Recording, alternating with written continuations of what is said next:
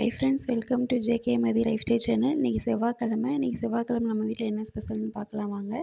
சுட சுட சாதம், வெள்ளை கொண்டக்கடலை, சொரக்காய் போட்டு புளிக்குழம்பு, அப்புறம் முருங்கைக்கீரை நல்லா தேங்காய்லாம் நிறையா போட்டு முருங்கைக்கீரை பொரியல், கூடவே தயிர், நம்ம வீட்டிலேயே ரெடி பண்ண தயிர், அப்புறம் ரசம். சரி வாங்க, இதை இப்போ பிளேட்டுக்கு மாற்றிடலாம். ஒரு பிளேட்டில் நல்லா சுட சுட வடித்த சாதம், நான் சட்டியில் தாங்க வடிப்பேன், குக்கர்லாம் வைக்க மாட்டேன். வடித்த சாதம் போட்டுக்கலாம். போட்டுட்டு அது கூடவே நல்லா கெட்டியான வெள்ளை கொண்டக்கடலை சொரக்காய் போட்ட புளிக்குழம்பு அதையும் ஊற்றிக்கலாம். ஊற்றிட்டு அடுத்து முருங்கைக்கீரை பொரியல் வச்சுக்கலாம். இன்றைக்கி செவ்வாய்க்கிழமைங்க, சீக்கிரமாக எழுந்திரிச்சிட்டேன். அதனால் சரி ஒரு வீடியோ போடலாம் அப்படிங்கிறதுக்காண்டி சமைக்கிறத விலாக் எடுக்க முடியல. சரி சாப்பாடு நினச்சி ஒரு வீடியோவை போட்டுடலான்ட்டு எடுத்தேன்.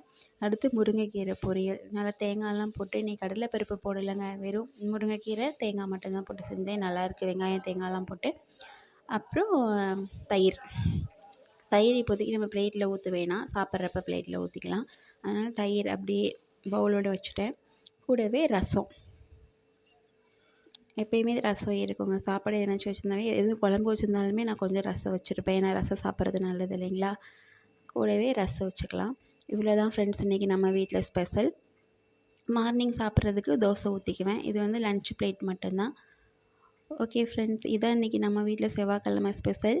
வாங்க சாப்பிடலாம். நீங்களே இதில் எதனாச்சும் ஒன்று பிடிச்சிருந்துச்சு அப்படின்னா நீங்களும் உங்கள் வீட்டில் செஞ்சு பாருங்கள்.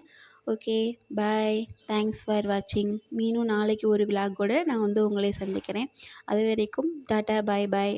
பை கோமதி, பாய்.